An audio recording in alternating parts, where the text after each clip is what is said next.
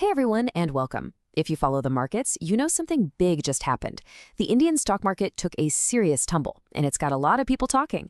So today, we're going to dig in and figure out exactly what went down and, most importantly, why. All right, let's get right into it. So take a look at this. On Tuesday, August 26th, the market just plunged. The BSE Sensex and the NSE Nifty 50, the big ones, India's main benchmarks, both dropped by more than 1% in a single day. Now, I know what you're thinking, 1%, what's the big deal? But trust me, in market terms, a single day drop like that is a major move. It definitely got everyone's attention. Which leads to the million-dollar question on every investor's mind, right? What on earth caused this sea of red? Was it just one bad piece of news? Or was it a whole bunch of things hitting all at once? Well, let's play detective and peel back the layers. Okay, first up, let's zoom in on the numbers from Tuesday's session. We really need to see the scale of this thing to understand what we're dealing with. What's really telling here is that the damage was everywhere. It wasn't just one or two sectors. The Sensex fell by almost 850 points, the Nifty 50 was down over 255, and even the banking index took a huge hit. That's what we call a broad-based sell-off, and it's a massive clue that something really big spooked the entire market, not just a small part of it. So now we get to the main event.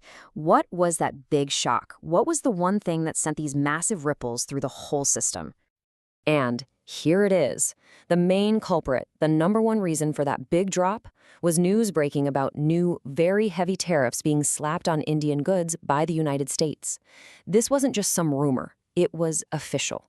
And that piece of geopolitical news, well, it hit investor confidence like a ton of bricks. And here's the number that really matters, 50%. Just let that sink in for a second. The crucial thing to understand is that this wasn't a new 25% tariff. No, this was an additional 25%, bringing the grand total to a whopping 50% on a whole range of Indian exports.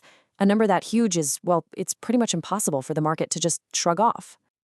So why now? What's the official reason? Well, the word from Washington is that this move is tied to what they're calling threats linked to Russia and its trade partners.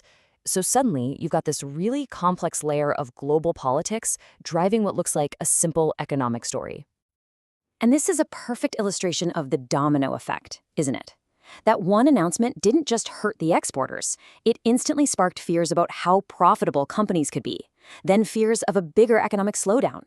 That, in turn, triggered massive selling from foreign funds, all happening while global markets were already looking a little shaky. It was, quite literally, the perfect storm. But here's where things get really interesting, because even when the whole market is falling, the money has to go somewhere, right? There are always winners and losers. And this one event created completely opposite results for different kinds of companies. Now, to get this, you need to understand the term defensive stock. It's pretty simple, actually. Think of a company that sells stuff mainly inside its own country, things that people need to buy no matter what, like food or soap. Because their business isn't tied to global trade, they're seen as a safe harbor during a storm like a trade war.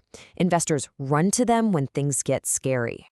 And this slide is the perfect example, a real tale of two companies. On the left, you've got Sun Pharma. It's a huge pharmaceutical company, but it sells a ton of its products in the US market. That makes it super vulnerable to these trade issues, and bam, its stock dropped 3.4%. But on the right, you have Hindustan Unilever. They sell everyday consumer goods, almost all of it right here in India. So what happened? Investors saw it as that safe haven we just talked about, and its stock actually went up over 2%.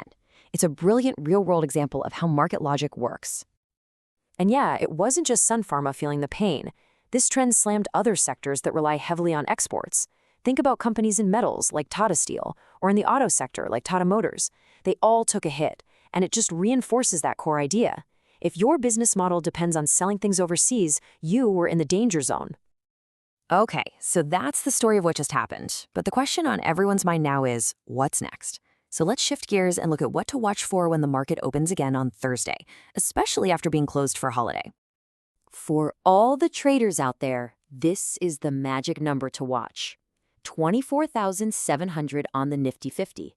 You can think of it as a line in the sand. It's what's called a crucial support level. Basically, a price point where buyers have tended to step in before. If the market breaks below that level, it could be a really bad sign that the selling isn't over yet.